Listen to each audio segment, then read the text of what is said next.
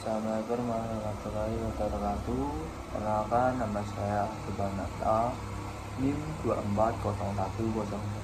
Di sini saya akan mempresentasikan anak berkebutuhan khusus, anak tunawicara. Pengertian anak tunawicara yaitu kesulitan dalam mengucapkan kata maupun menyampaikan bahasa lisan. Kondisi ini dapat dipengaruhi oleh faktor bawaan atau lingkungan. Hambatan berbicara tidak mengganggu komunikasi, tapi juga berdampak pada perkembangan sosial, emosi, dan belajar anak. Klasifikasi tunawicara: 1.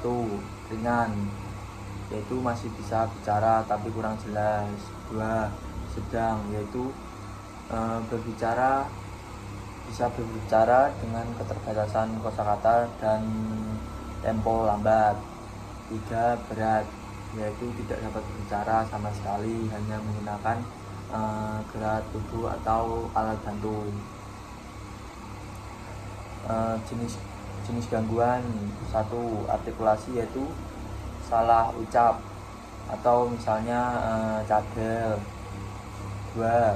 Kelancaran, yaitu bicara tersendat atau gagap. 3. Suara serak atau tidak normal. 4. Bahasa, yaitu sulit menyusun dan memahami kalimat. Faktor penyebab tunawicara: 1. Faktor bawaan atau genetik. Faktor ini atau faktor genetik seperti kelainan pada organ bicara dan gangguan perkembangan sejak lahir. 2. Faktor lingkungan. Faktor lingkungan seperti kurangnya simulasi pola asuh yang kurang mendukung atau minimnya interaksi dengan orang sekitar. 3. Faktor medis. Faktor medis misalnya seperti gangguan pendengaran, kerusakan saraf, atau keterlambatan perkembangan bahasa. Kriteria anak tunawicara: 1. Gangguan pada alat bicara, yaitu memiliki kelainan atau hambatan pada organ bicara seperti lidah, bibir, langit-langit, mulut, dan pita suara. Selanjutnya dapat disebabkan oleh kelainan bawaan, penyakit, atau kecelakaan. 2. Kesulitan menghasilkan suara, yaitu tidak mampu mengeluarkan suara dengan jelas. Suara dengar tidak jelas seperti serak, berkata-kata, atau terputus-putus. 3. Keterlambatan perkembangan bicara, yaitu tidak mampu berbicara sesuai usia perkembangan.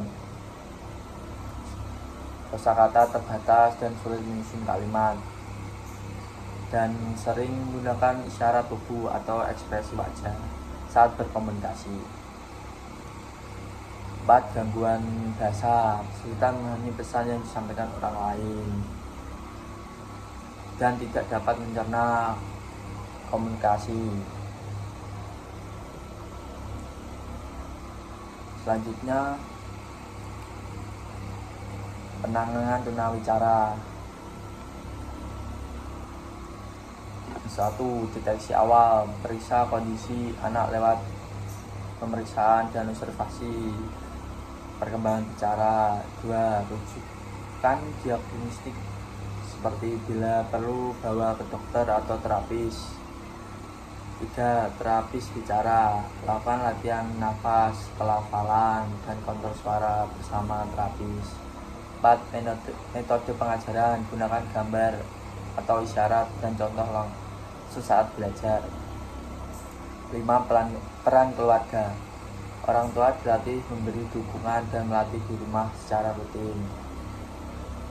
Selanjutnya, alat bantu komunikasi seperti kartu gambar, bahasa isyarat, atau perangkat AAC ketika dibutuhkan, seperti HP atau laptop. 7. Pemantauan berkala, atau evaluasi secara rutin. Proses pembelajaran penjas tunawicara.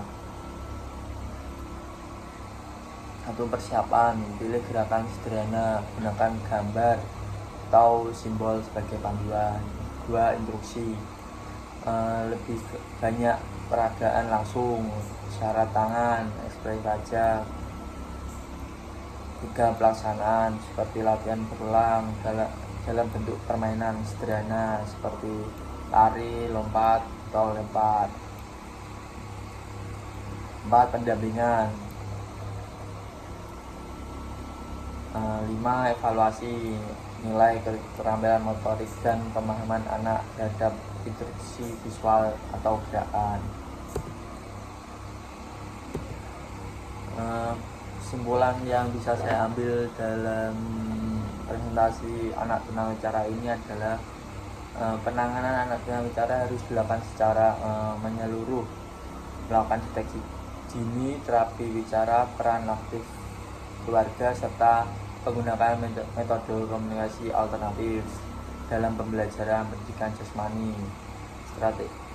Strategi pengajaran perlu menekankan pada instruksi visual, demonstrasi gerak, penggunaan simbol, serta suasana belajar yang menyenangkan agar anak tetap termotivasi. Dengan pendekatan yang tepat, anak tunawicara tetap dapat berkembang secara optimal dan mendapatkan motivasi yang lebih. Sekian presentasi dari saya. Terima kasih.